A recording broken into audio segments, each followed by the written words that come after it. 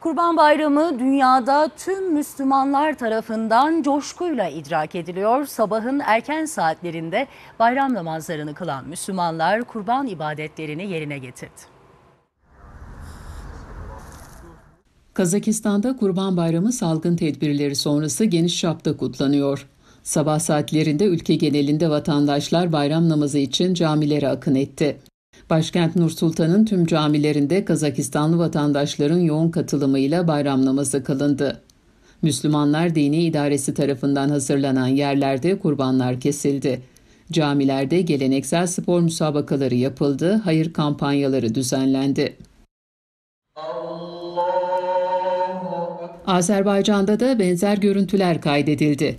Kurban Bayramı namazı için Müslümanlar sabahın erken saatlerinden itibaren camilere ve ibadethanelere gitti. Camiler dolunca cemaat avlularda namazlarını eda etti. 2 yılın ardından Azerbaycan'da da Kurban Bayramı namazı için camiler cemaatle doldu, taştı. Camilerde hocalar kurban ibadetinin faziletlerini anlattı. Namaz sonrası bayramlaşma coşkusu vardı. Cemaate ayrıca ikramlarda bulunuldu.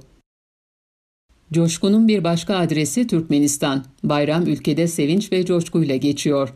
4 gün resmi tatil ilan edilen ülkede Türkmenler bayram namazının ardından kurbanlarını kesti, misafirlerini ağırladı.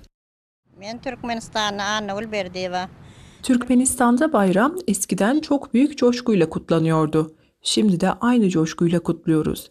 Eskiden çocuklarla büyüklerimizin ellerini öpmeye, bayramlarını kutlamaya giderdik. Kurban kesip bayram kutlardık. Misafirliğe giderdik. Şimdi de aynısını bizim çocuklar bizim için yapıyor.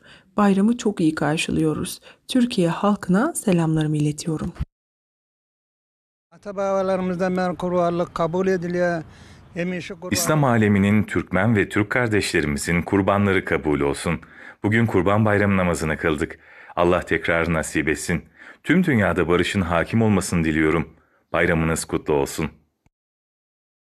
Bayram namazının ardından kurbanlık koyunlarını almaya giden Türkmenler sonrasında belirlenen noktalarda kurbanlarını kesti. İhtiyaç sahipleri de unutulmadı.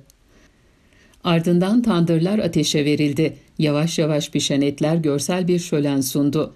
Karakum çölü kumlarında közde pişirilen Türkmenlere özgü işlekiler misafirlere ikram edildi. Türkmenistan'da Kurban Bayramı eyaletlerde yapılan kültür ve eğlence programlarıyla 4 gün boyunca devam edecek.